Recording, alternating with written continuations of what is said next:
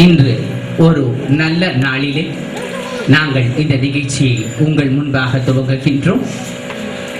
இன்றைய சிறப்பு விருந்தினர் திருமதி லலிதா கணபதி அவர்களை உங்கள் சார்பிலும் என் சார்பிலும் இரு கரம் கூப்பி சிரம் தாழ்த்தி வருக வருகவென்று வரவேற்கின்றேன். காலத்தால் செய்த உதவி சிறிதெனினும் ஞாலத்தின் மானப்பெறுதி என்றான் வள்ளுவன். அதேபோல் இன்று இந்த நல்ல காலத்திலே எங்களுக்கு ஒரு பேருதவியை செய்த லலிதா கணபதி அவர்களை என்றென்றும் இந்த நாட்டிய பள்ளியும் எங்கள் மாணவிகளும் நெஞ்சார மறக்க மாட்டோம்.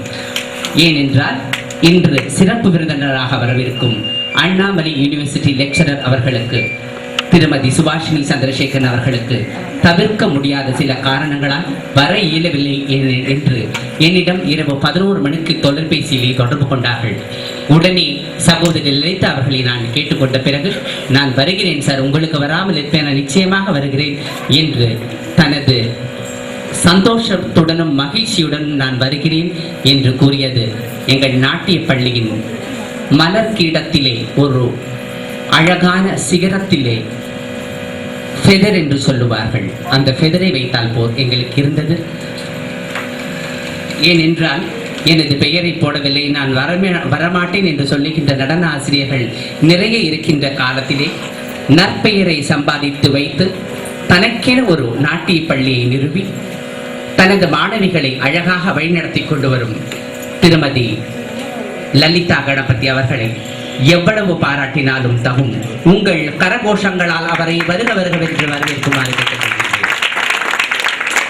திருமதி லலிதா கணபதி அவர்கள் ஸ்ரீ நூப்ராலயா என்ற நாட்டிய பள்ளியை வைத்து நடத்தி வருகிறார். இவர் பத்மபூஷன் டாக்டர் பத்மா சுப்பிரமணியம் அவர்களின் 10 ஆண்டு கால மாணவி. 7 வயது முதல் திரு கலைமாமணி நரசிம்மாச்சாரி வசந்தலட்சுமி அவர்களிடம் 2 வருட காலம் பயிற்சி பெற்றவர் என்பதும் குறிப்பிடத்தக்கது. நிறைய நாட்டிய நிகழ்ச்சிகளை அவர் நடத்தியிருக்கிறார், குழுவாகவும் தனியாகவும். அதோடு இல்லாமல் கலைமாமணி வெண்ணிற ஆடை நிர்மலா அவர்களின் குழுவிலும் இவர் நடுநாயகமாக பிரதம ஆடல் அணங்காக பங்கு பெற்றிருக்கிறார் என்பது குறிப்பிடத்தக்கது. நீங்கள் பொதிகையிலே பார்த்திருப்பீர்கள், கொஞ்சம் சலங்கை என்று வந்து கொண்டிருக்கிறது. அதனை தொகுத்து வழங்கும் நடிகை வெண்ணிராடை நிர்மலா என்பது நீங்கள் யாவரும் அறிந்திருப்பீர்கள். அவர் குழுவிலே இவர் பங்கு பெற்றிருக்கிறார் என்பதும் குறிப்பிடத்தக்கது. பரதநாட்டிய ஆசிரியாக சென்ட் ஜான்ஸ் பெசன் நகர் பள்ளியிலே 12 வருடங்களாகவும், பரதநாட்டியம்